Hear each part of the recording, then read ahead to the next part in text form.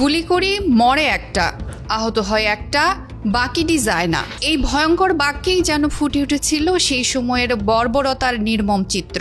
সাবেক স্বরাষ্ট্রমন্ত্রী আসাদুজ্জামান খান কামালকে এভাবেই সরল ভাষায় বোঝাচ্ছিলেন ঢাকা মহানগর পুলিশের এক ঊর্ধ্বতন কর্মকর্তা কিভাবে আন্দোলনের সময় গুলি চালানো হচ্ছিল বিক্ষোভকারীদের দিকে। সেই সময় সামাজিক যোগাযোগ মাধ্যমে ভাইরাল হওয়া 43 সেকেন্ডের একটি ভিডিওতে দেখা যায় সাবেক মন্ত্রী কামাল এবং তৎকালীন আইজিপি চৌধুরী আব্দুল্লাহ আল মামুন মনোযোগ দিয়ে একটি মোবাইল ভিডিও দেখছেন। সেই ভিডিওতে কথা বলছিলেন পুলিশের একজন কর্মকর্তা। পরিচয় মেলে ডিএনপির ওয়ারি বিভাগের তৎকালীন উপকমিশনার মোহাম্মদ ইকবালের। তার কণ্ঠে ছিল না কোনো অনুশোচনা, বরং গর্ব মেশানো পৈশাচিক শীতল হিসাবের মতো একটি বাক্য। একটা গুলি করলে একটা মরে, আরেকটা আহত হয়। একটাই যায় স্যার, বাকিটা যায় না।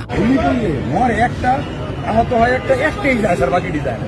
সবচেয়ে বড় আতঙ্কের এবং ভিডিওটি সামনে আসতেই পুরো দেশ জুড়ে নেমে আসে ক্ষোভের ঝড়। বাংলাদেশের পুলিশ বাহিনী ও ক্ষমতাসীন দলের এমন নির্মমতা দেখে সাধারণ মানুষের হৃৎপিণ্ড পর্যন্ত যেন কেঁপে উঠেছিল। জানা গেছে, ভিডিওটি প্রকাশের পর মোহাম্মদ ইকবালের নরসিংদী নিজ বাড়ি থেকে আটক করে গোয়েন্দা পুলিশ। বর্তমানে তিনি ডিবি হেফাজতে রয়েছেন। তবে তার বিরুদ্ধে কোনো ব্যবস্থা নেওয়া হয়েছে কিনা সে প্রশ্ন এখনো জনমনে, যার স্পষ্ট কোনো উত্তর নেই। জুলাই বিপ্লবের সময় রাজধানীর সবচেয়ে ভয়াবহ সহিংসতা ঘটেছিল যাত্রাবাড়ি ও শনির আখড়া এলাকায়। এই এলাকাগুলোই ছিল ইকবালের অধীনে। এখানেই সবচেয়ে বেশি মৃত্যু ও রক্তপাতের ঘটনা ঘটে। সেই ভয়াবহ সময়েই সরকারের বিরুদ্ধে শুরু হয় গণ আন্দোলন। আন্দোলনের চাপে 5 আগস্ট পদত্যাগ করে দেশ ত্যাগ করেন তৎকালীন প্রধানমন্ত্রী শেখ হাসিনা। তার মাত্র 2 দিন আগেই এই ভিডিওটি ভাইরাল হয়। এই একটি ভিডিও যেন হয়ে দাঁড়িয়েছে সেই দমন পীড়নের প্রতীক, যা আওয়ামী শাসনের বর্বরতা ও নিষ্ঠুরতার এক ভয়াল দলিল হয়ে উঠেছে।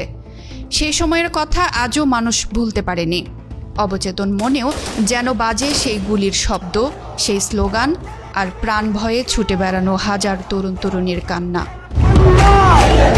একটা গুলি, একটা লাশ, আর একটা বুলেটেই যেন নিভে যাচ্ছিল কত শত স্বপ্ন, সম্ভাবনা আর জীবন। তবুও সেই রক্তের হিসেব মিটিয়ে হাজারো প্রাণের বিনিময়ে আজ আমরা পেয়েছি এক স্বাধীনতার স্বপ্ন।